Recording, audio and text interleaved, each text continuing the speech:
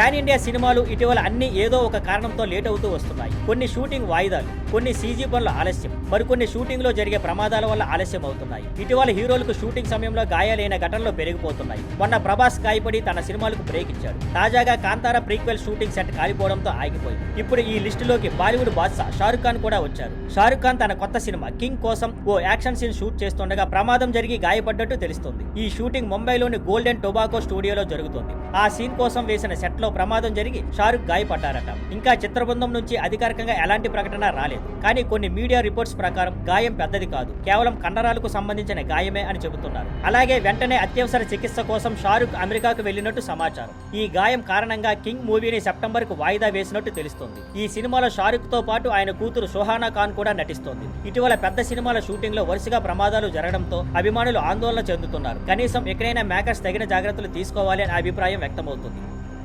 Thank you for watching. Please like, share and subscribe.